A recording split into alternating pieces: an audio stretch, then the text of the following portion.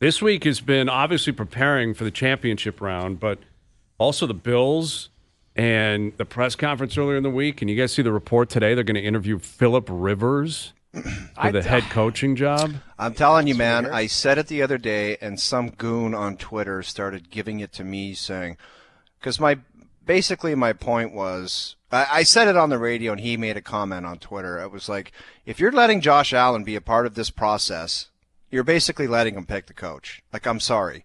What are you going to do? Take all of his input and then pick the guy that he liked the least? What is that going to say? What purpose does that serve having him in these meetings? It's just like, Jamie, you mention all the time, you played with Chris Pronger, you played with Jerome. If they were in meetings for the coach, I'm pretty sure that the guy that they liked the best, the GM would pick as the coach. I think when you have star players, certainly, back then, I believe, I'm sure it happens today now too, there is some input from the guys that, you think you don't think they would go to Josh Allen and be like, who would you like?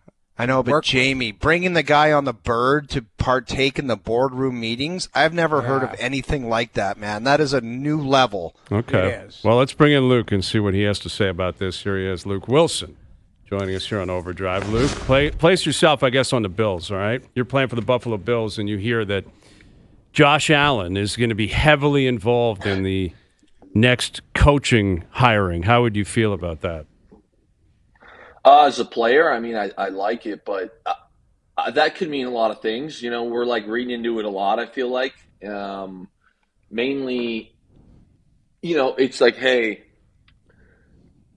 I'm in these meetings and it's Josh can be like, I really dislike one of these coaches. Like, I find that hard to believe, especially because he's going to have relationships with some of these guys for sure. But this isn't really like college or like youth sports where you're like selling the dream. It's like, oh man, if I come here, I'm going to make you an MVP. Josh has already got an MVP. So yeah. I think it's being a little bit blown out of proportion, more so just like, hey, and even if I was Josh, I don't know if I'd be standing on table demanding that I get a certain coach. It's everything about this process. What about if he comes back into the locker room and regardless of what you think of Brandon Beane, he comes in and says, guys, you should see this bozo Beane in some of these meetings. He doesn't know what the hell's going on. It's just not a good scene. It's not a good scene regardless of how good your player is to be involved in some of this stuff. I agree. And again, this is where it's like weird when like he's going to be involved,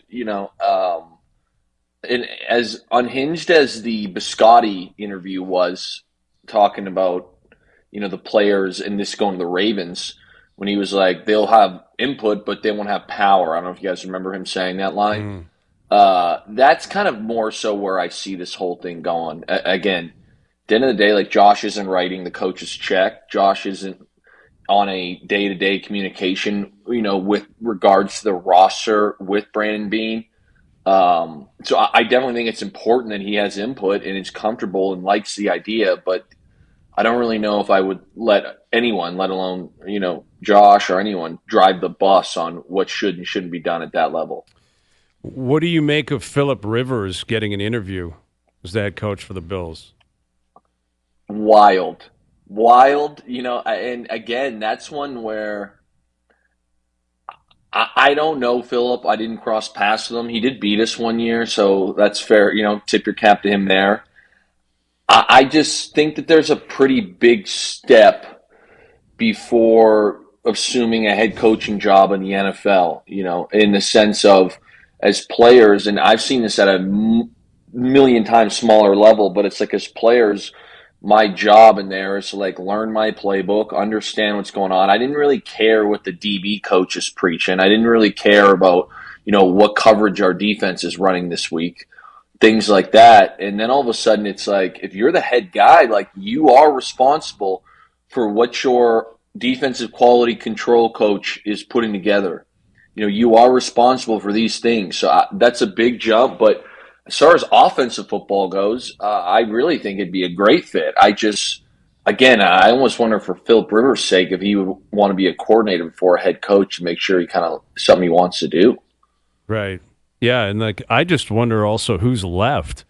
I guess Mike McDaniel, who just got announced as the OC in L.A., is going to still take an interview with the Bills, which I That's weird, though. Don't you think you're taking a job, but like, hey, I might go and take this job instead? Yeah, that seems really strange. And you know where I stand on McDaniel in Buffalo and Western New York. It is a new stadium. Maybe it'll be warmer in there, but I don't know, man. I just don't love the options the Bills have right now. Yeah.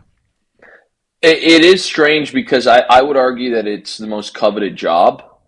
And seemingly they have gone a completely different direction. And again, some of the bigger names have obviously accepted jobs elsewhere. But I really don't think the roster's that far away. Obviously, you look at the past few years, they've been knocking on the doorstep here. Josh is a year removed from an MVP. And I believe they announced that he was in the top 5 this year for MVP. I believe that came out the other day. Yeah, he was. So it's like, you've got an MVP at quarterback, and you've got a run game that was the best in the NFL, and it's including the offensive line. Again, offensively, I don't think you're that many pieces away. You're probably a receiver or 2 away, and then defensively, they were kind of middle of the road, not a great run-stopping defense, but again, like you're not that many pieces away, so I'm surprised it hasn't been the first domino in this whole coaching carousel to go because more people would want to be there.